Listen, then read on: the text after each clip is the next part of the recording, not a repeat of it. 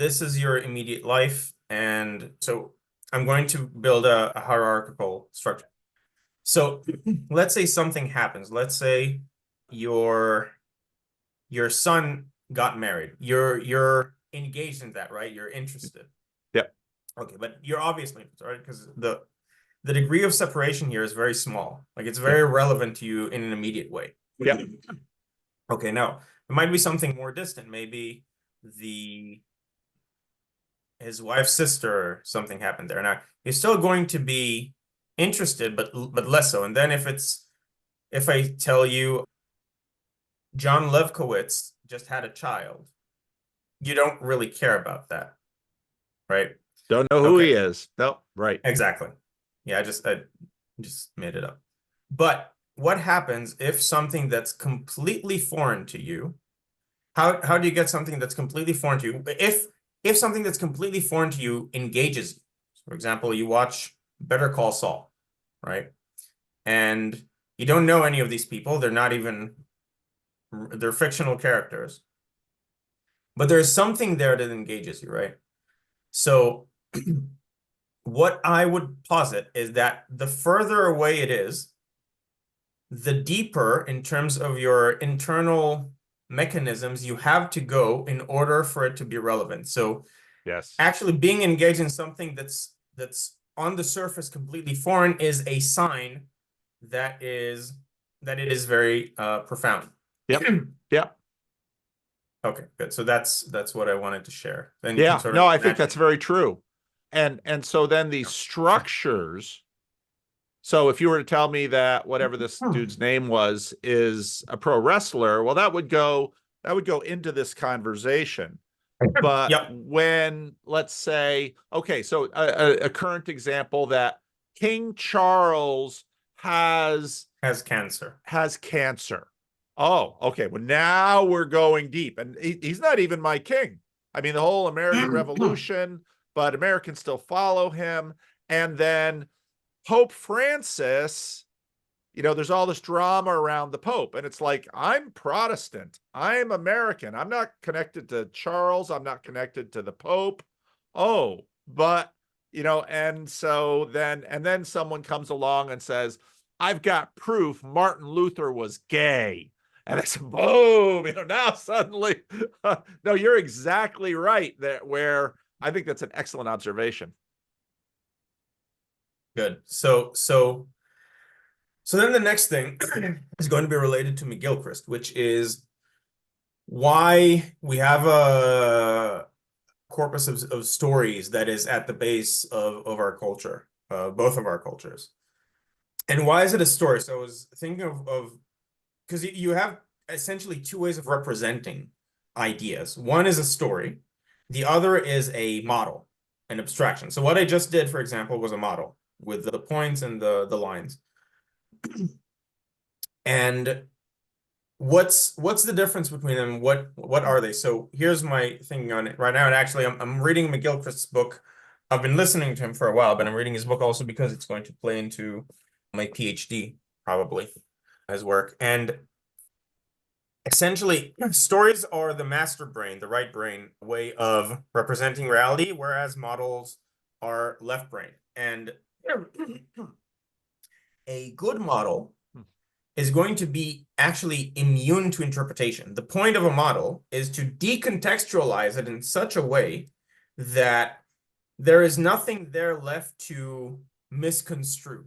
A model is aimed to distill a specific idea in a specific way. It's a freezing in time of a concept and taking it outside of any any grounding. Yep. It's to in my language, it's to raise it up. It gets it off the ground. And so Yes. it's transcendent, it's universal in some, well, that's the hope of it. But then there will be issues. Even if it is, it might be universal, but it's not everyone is going to either understand it or be able to. It's not transjective.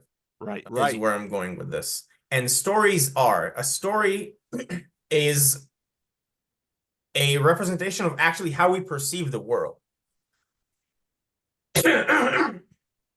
And because our cultural stories,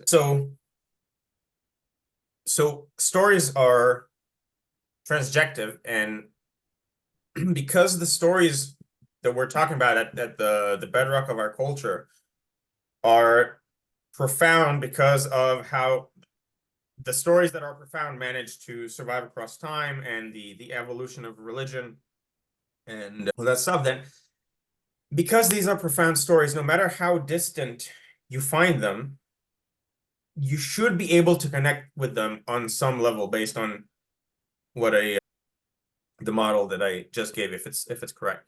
Right. Because So we have deep, even just the physicality, because this personhood. I mean, there's super deep reasons why even in this model we can connect with stories. Yep. Tracking.